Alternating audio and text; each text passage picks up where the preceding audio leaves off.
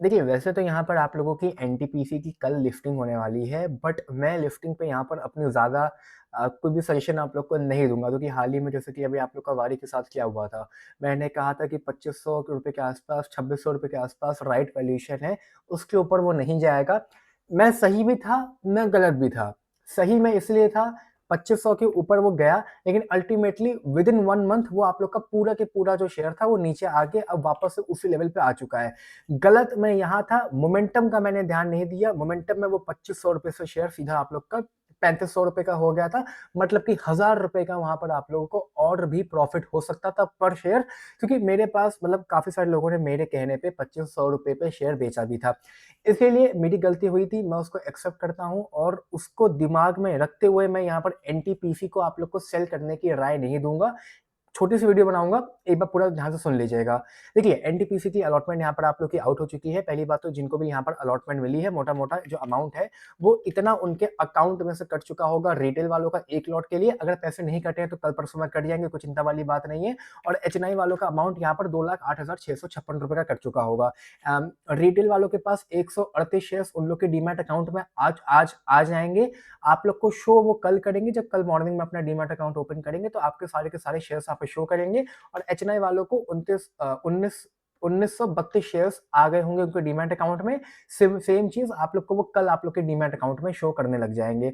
अच्छा, देखिए, अब मैं बात करूँ अगर यहाँ पर इस आईपीओ की जीएमपी की, कहने को तो जीएमपी आप लोग का ₹1 का चल रहा है, बट जैसा कि मैंने कहा था कि स्विगी और नीवा बूपा का भी सेम हाल था, उसके बावजूद भी लिफ्टिंग आपको कहीं न कहीं पॉजिटिव में देखने को मिली थी। अब उस बात को भी मैं दिमाग में रख रहा हूँ और सेकेंडली यहाँ पर एंकर लिफ्ट में आप लोग का डिमांड क्रिएट थी। एंकर लिफ्ट यहाँ पे है नहीं, मतलब एंकर लिफ्ट में आप लोग की डिमांड क्रिएटेड थी, वरना यहाँ पर बिग एचएनआई कुछ खास यहाँ पर इंटरेस्ट नहीं था और स्मॉल एचएनआई में भी कुछ खास यहाँ पर इंटरेस्ट किसी ने शो नहीं किया था। शेयर होल्डर कोटा की कैटेगरी में भी किसी खास को यहाँ पर इंटरेस्ट शो नहीं हो रहा था। अब अगर मैं आप लोग को यहाँ पर बताऊँ कि आप लोग को कल यहाँ पर क्या करना चाहिए, तो देखिए, पहली बात अगर मैं बात करूँ मार्केट कैप की, तो जो मार्केट कैप जिस कंपनी पे लोग अपना आईपीओ लेके आए हैं, वो तकरीबन यहाँ पर 91,000 करोड़ के आसपास का है, जो कि ओवर वैल्यूड है। ओवर वैल्यूड है, अब ये बात आप लोग चाहे मानो या ना मानो, वारी में भी मैंने कहा था कि ओवर वैल्यूड तो वारी था और वारी ओवर वैल्यूड था, तभी वो पूरा के पूरा ₹3500 से गिरता-गिरता आप लोग का वापस से ₹2500 पे आया है, वरना वो नहीं आता।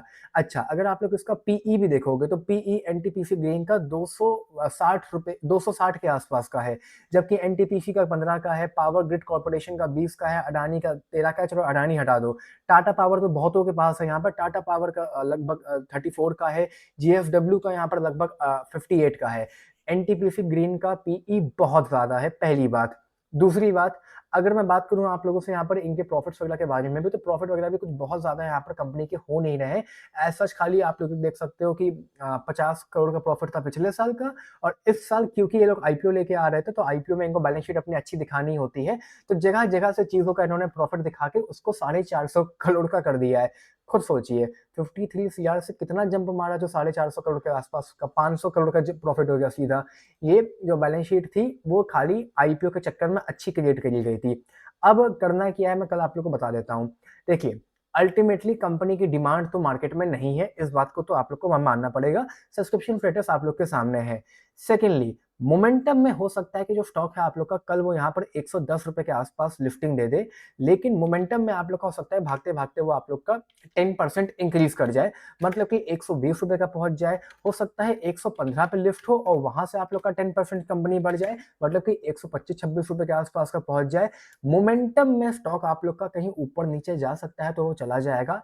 इसीलिए इसको कल मत सेल करिएगा। मेरे हिसाब से ₹100 का एक अपना एसएल लगाइए, मतलब कि ₹100 का एसएल का मतलब है कि ₹8 तो तब भी आपकी जेब से जा रहा है, मोटा-मोटा आप लोग को ₹1000 के आसपास का लॉस होगा।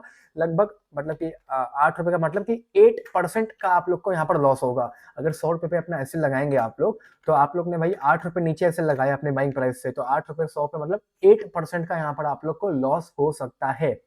लेकिन मैं सेल करने को कल नहीं कहूँगा, क्योंकि वारी में मोमेंटम क्रिएट हुआ, मोमेंटम के साथ आप लोग का जो स्टॉक था वो भागता-भागता लगभग 50% बढ़ गया। सिमिलर चीज़ आप लोग की यहाँ पर कल भी हो सकती है, मोमेंटम अगर क्रिएट हुआ तो मोमेंटम में आप लोग का स्टॉक भागते-भागते भाग जाए तो बात अलग गई। इसीलिए कल मत सेल करिएगा, 1-2 दिन इसको होल्ड करिए, हफ्ता भर होल्ड करिए, एसएल लगा के रखिए। अगर स्टॉक आप लोग का ऊपर जाता है तो इसको बेचिए, वरना कंपनी आप लोग के लिए लॉन्ग टर्म के लिए बढ़िया है, और लॉन्ग टर्म का मतलब 6 महीने, 1 साल नहीं होता है, 2 साल, 3 साल ऐसे होता है भाई। गवर्नमेंट का जो शेयर्स होते हैं, जैसे कि रेलटेल आया, ठीक है, रेलटेल के बाद आईआरएफसी आया, 22 रुपए का स्टॉक था, 3 साल नहीं चला, उसके बाद 22 से सीधा 220 का हो गया। तो गवर्नमेंट के स्टॉक्स ऐसे ही चलते हैं, ठीक है। तो अगर लंबे समय का विजन हो तो बात अलग ही, वरना इसको 3-4 दिन, हफ्ता भर होल्ड करिए, मोमेंटम के साथ अगर स्टॉक ऊपर निकलता है तो सेल करिएगा, वरना इसको कल मत सेल करिएगा कम से कम। और प्लीज 100 रुपीज पर अपना एसएल लगा के रखिएगा।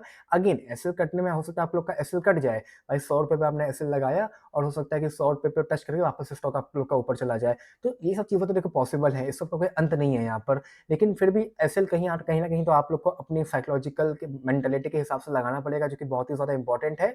और मोटा मोटा क्या करना है मैंने आप लोग को बता दिया है। लिफ्टिंग कहीं ना कहीं आप लोग की यहाँ पर 110 रुपए से 105 रुपए के बीच में मैं देखता हूँ।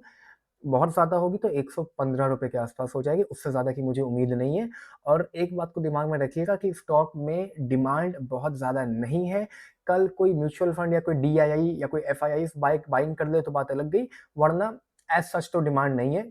खाली म्यूचुअल फंड वगैरह इंटरेस्ट अपना दिखा सकते हैं अगर दिखाएंगे तो, वरना कंपनी आप लोग की यहाँ पर अगर कर 1 लाख करोड़ के मार्केट कैप के ऊपर निकलती है, जो कि बहुत जरी सी ही बात है, तो कंपनी आप लोग की चेंज होकर यहाँ पर लार्ज कैप का स्टॉक बन जाएगा।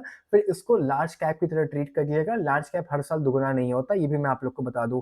90,000 करोड़ का स्टॉक है, दुगना होने के लिए 1,80,000 करोड़ के आसपास पहुंचना पड़ेगा। तो इतना आसान तो दुगना होना वैसे भी यहाँ पर नहीं होने वाला है कि 90,000 करोड़ की वैल्यूएशन ऐड हो गई भाई। दुगना होने के लिए मार्केट कैप दुगना होना पड़ता है ना, तभी तो स्टॉक दुगना होगा आप लोग का।